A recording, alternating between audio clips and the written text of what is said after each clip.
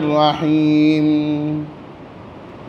يا أيها الذين آمنوا أنفقوا مما رزقناكم من قبل أن يأتي يوم لا بيع فيه ولا خلة ولا شفاعة والكافرون هم الظالمون صدق الله مولانا العظيم اللهم صل على سيدنا ومولانا محمد وعلى آل سيدنا ومولانا محمد وبارك وسلم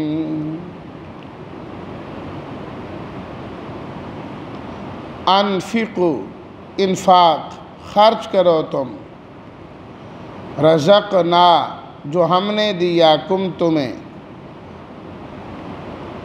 لا بیع خرید و فروخت نہیں ہوگی خلت دوستی شفاعت سفارش ترجمہ آیت اے ایمان والوں خرچ کرو اس میں سے جو ہم نے تمہیں دیا ہے پہلے اس سے کہ وہ دن آ جائے جس میں خرید و فروخت نہیں ہوگی ولا خلت اور نہ کوئی دوستی اور نہ کوئی سفارش چلے گی والکافرون هم الظالمون اور کافر وہی ظالم ہیں۔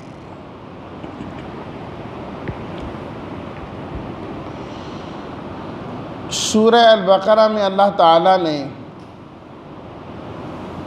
بڑی کثیر تعداد میں احکام و مسائل بیان فرمائے،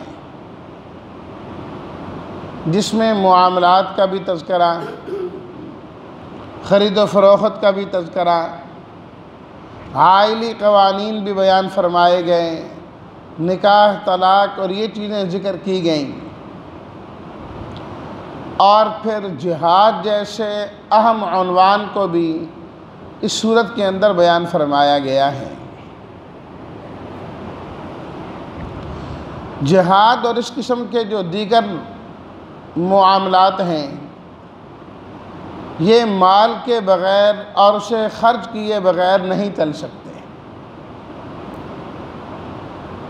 جہاد کے لیے مال کا ہونا ضروری ہے، اس کے بغیر سفر بھی ممکن نہیں اور اسلحے کی خریداری بھی ممکن نہیں۔ اور اسی طرح جو نکاح کا معاملہ ہے اس کے اندر بھی مال کی ضرورت ہے، نکاح کرے گا مہر دینا پڑے گا، بیوی کا اور پھر بچوں کا خرچ اٹھانا ہوگا، برداشت کرنا ہوگا، تبھی جا کر یہ چیزیں آگے بڑھیں گی اور چلیں گی۔ اس لیے اللہ تعالیٰ نے اس صورت میں اپنے راستے میں خرچ کرنے کو بڑے زوردار طریقے سے بیان فرمایا، زور دے کر بیان فرمایا، اور بار بار بیان فرمایا اللہ تعالیٰ نے کہ جو انسان مال نہیں خرچ کر سکتا وہ جہاد کیسے کرے گا، جو اللہ کے راستے میں خرچ نہیں کر سکتا وہ اپنے باقی دیگر معاملات میں کیسے خرچ کرے گا اور کیسے اسے چلائے گا۔ اس لیے بار بار حکم دیا خرچ کرو، خرچ کرنے کی عادت ڈالو، خرچ کرنے کی عادت ڈالو۔ بخل جو ہے وہ اللہ تعالیٰ کو ہرگز پسند نہیں، نہ بخل پسند ہے اور نہ بخیل پسند ہے اللہ تعالیٰ کو۔ بلکہ ایک روایت میں تو نبی کریم صلی اللہ علیہ وسلم نے یہاں تک ارشاد فرمایا ایُّ داءٍ ادوأ من البخل، فرمایا بخل سے بڑی کون سی مہلک بیماری ہو سکتی ہے۔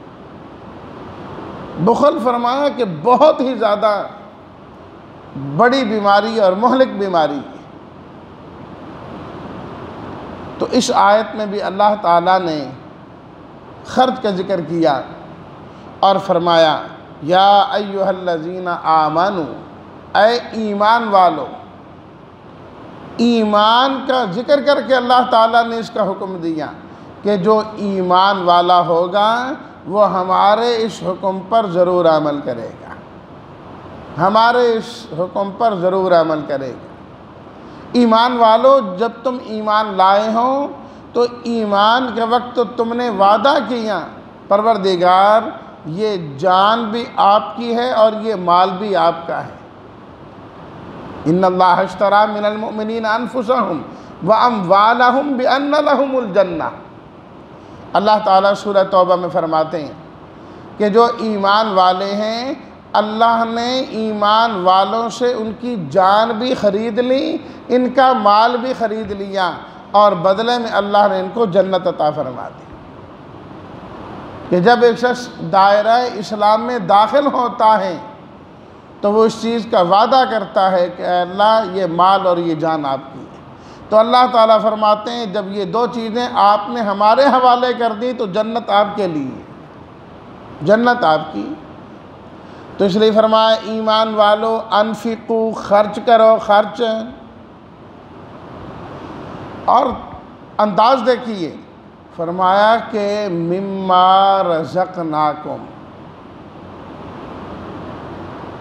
جس مال کے خرچ کرنے کا ہم تمہیں حکم دے رہے ہیں یہ کوئی تمہارا اپنا نہیں ہے، تمہارا اپنا پیدا کردہ نہیں ہے۔ تم اس دنیا میں آئے تو ساتھ لے کر نہیں آئے۔ رزقناکم، یہ ہم نے تمہیں دیا ہے۔ اے ایمان والو ہمارے دیے ہوئے میں سے خرچ کر دو، جو تمہارا ہے نہ دو، جو ہمارا ہے ہم کہہ رہے ہیں کہ کچھ دے دو۔ دوسری جگہ اللہ تعالیٰ نے فرمایا نا وَآتُوهُم مِّن مَّالِ اللَّهِ الَّذِي آتَاكُمْ، وہ مال جو اللہ نے تمہیں دیا اس میں سے تم ان فقیروں کو دیا کرو، تم ان لوگوں کو دیا کرو۔ من مال اللہ، اللہ کا جو مال، تمہارا مال کہاں ہے؟ یہ ہے ہی اللہ کا۔ اور پھر یہ بھی نہیں فرمایا جو مال ہم نے تمہیں دیا وہ خرچ ڈالو، نہ، مما، جو ہم نے تمہیں دیا اس میں سے کچھ خرچ کر ڈالو۔ سارا ہم بھی نہیں مانگتے کہ سارا ہی دے دو، فرمایا کچھ نہ کچھ تو دو نا، کچھ نہ کچھ تو دو۔ مما، اب 40واں حصہ کون سا کوئی زیادہ ہے؟ کوئی زیادہ نہیں۔ ایک آدمی 40 روپے کما رہا ہے، اللہ اسے 40 روپے دے رہا ہے، 1 روپیہ دینا کوئی مشکل ہے اس کے لیے؟ 40,000، 40 لاکھ، 40 کروڑ اللہ اسے دے رہے ہیں، 40 کروڑ دیا، 39 اپنے پاس رکھو، 1 دے دو، یہ کون سا مشکل ہے؟ پھر بھی مشکل نظر آتی ہے۔ اور یہ بات یاد رکھیے، اگرچہ زکوٰۃ تو ایک خاص مقدار پر جا کر لازم ہوتی ہے، لیکن اللہ رب العزت کا جو بار بار حکم دینا ہے یہ اس بات کی طرف اشارہ ہے کہ زکوٰۃ تو اپنی جگہ میں انسان کے مزاج میں ہونا چاہیے۔ امیر ہے کہ غریب ہے، اللہ کے راستے میں دیتا رہے، اللہ کے راستے میں دیتا رہے۔ اگر غریب بھی ہے اپنی حیثیت کے مطابق دے نا، امیر ہے اپنی حیثیت کے مطابق دے۔ بے غزوہ تبوک کے موقع پر جب نبی کریم صلی اللہ علیہ وسلم نے فرمایا کہ کون اس لشکر کو تیار کرے گا کہ میں اسے جنت کی ضمانت دیتا ہوں، حضرت عثمان بن عفان رضی اللہ تعالی عنہ جیسے شخص نے جہاں یہ اعلان کیا کہ میں 300 اونٹ بما سامان کے دیتا ہوں، 300 اونٹ، اونٹ ایک دینا بڑی بات ہے، 300 اونٹ، تو وہاں پر وہ صحابہ کرام بھی آئے جن کے پاس کچھ بھی نہیں تھا، رات بھر انہوں نے مزدوری کی، باغ کو سیراب کیا، پانی لگایا، اور صبح جب ہوئی تو 1-2 کلو کھجوریں جو ہے وہ ان کو ملی۔ اللہ کے نبی صلی اللہ علیہ وسلم کی خدمت اقدس میں آ کر انہیں پیش کر دیا کہ ہمارے پاس اتنا ہی ہے، آپ ہماری جانب سے قبول فرما لیجیے۔ آپ علیہ الصلاۃ والتسلیمات نے واپس نہیں کیا، فرمایا بالکل ٹھیک، آپ کے پاس اتنا ہے تو اتنا ہی خرچ کریں۔ تو جس آدمی کے پاس جتنا ہے اتنا ہی خرچ کرتے رہے۔ اس واسطے بزرگان دین فرماتے ہیں اگر زیادہ خرچ کرنے کی توفیق نہیں ہوتی، روپیہ 2 روپیہ 5 روپیہ تو انسان کو توفیق ہوتی ہے نا، اتنا تو انسان ہمت کر سکتا ہے۔ ٹھیک ہے کسی کو نہیں دے سکتا، کم از کم اپنے ہاں جمع کرنا شروع کر دے، روزانہ 5 روپے الگ کر دے، روزانہ 5 روپے الگ کر دے۔ جب دیکھے کہ اب کچھ مقدار ہو گئی، چند سو ہو گیا، کسی غریب آدمی کو کسی نیکی کے کام میں جا کے خرچ کر دیں، ان کا بھی کام بن جائے گا اور ان کا بھی کام بن جائے گا۔ ضروری نہیں کہ اللہ نے بہت بڑے عمل پر نجات دینی ہے، تھوڑے پر بھی۔ اتقوا النار ولو بشق تمرۃ، فرمایا آگ سے بچو چاہے کھجور کے ایک ٹکڑے کے ذریعے سے کیوں نہ۔ پوری کھجور نہیں دے سکتے، کھجور کا ایک ٹکڑا ہی اللہ کے راستے میں دے دیا کرو۔ فرمایا مما رزقناکم، ہم نے جو کچھ تمہیں دیا اس میں سے کچھ ہی تم خرچ کر دو۔ اور فرمایا کہ یہ مہلت تمہیں نا ایک وقت تک ملے گی، ایک وقت تک ملے گی۔ من قبل ان یاتی یوم، خرچ کر لو پہلے اس سے کہ ایک ایسا دن بھی آنے والا ہے، اللہ اکبر، لا بیع فیہ ولا خلۃ ولا شفاعہ، نہ خرید و فروخت، نہ دوستی اور نہ سفارش چلے گی۔ کہ دنیا کے اندر انسان کسی چیز کو 3 طریقوں سے حاصل کرتا ہے۔ اس کے پاس سرمایہ ہوتا ہے، مال و دولت ہے، اس کے ذریعے وہ جا کے خرید لیتا ہے، پیسہ دیا اور چیز خریدی۔ فرمایا لا بیع، قیامت کے دن کوئی خرید و فروخت نہیں۔ اول تو اس کے پاس ہے ہی کچھ نہیں جس کے ذریعے سے کچھ خرید سکے، اور دوسری بات اس دن اپنی نیکی کون بیچے گا؟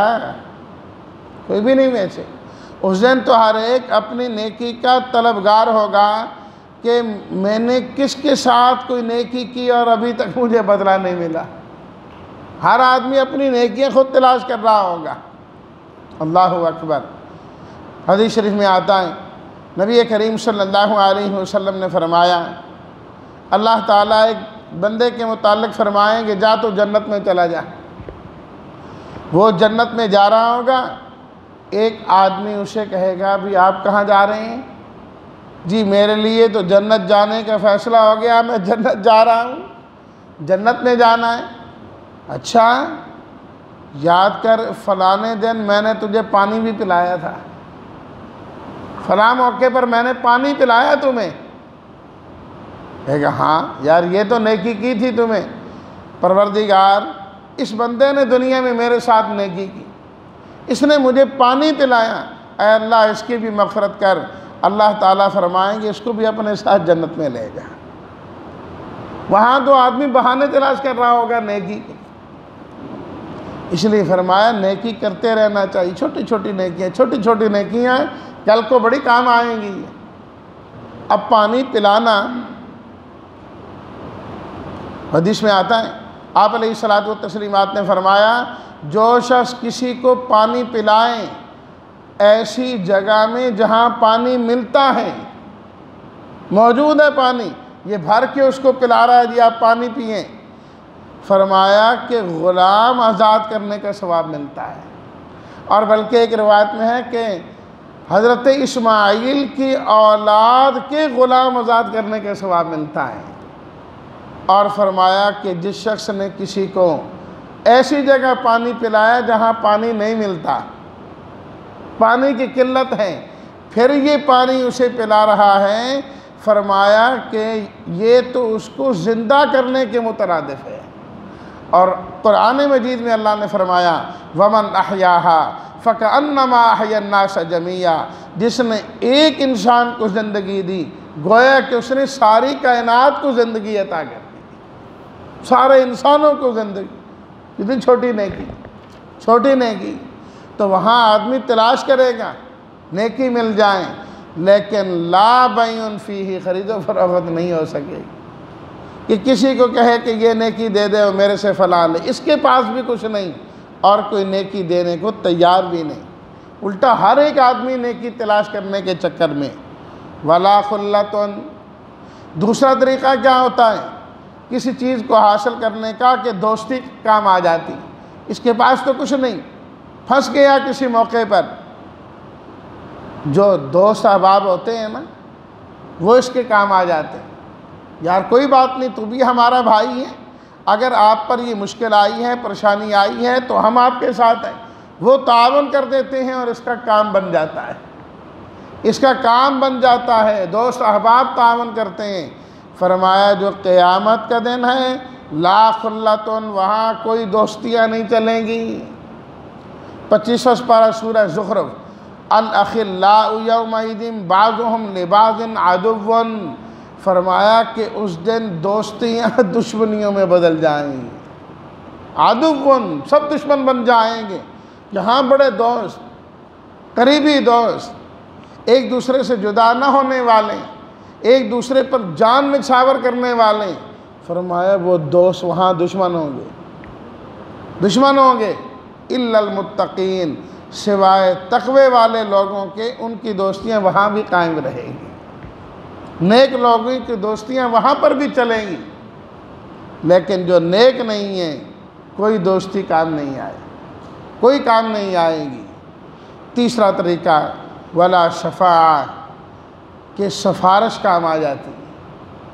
کوئی بڑا آدمی سفارش کر دیتا ہے کہ میں بندے کو بھیج رہا ہوں، اس کا کام کر دینا.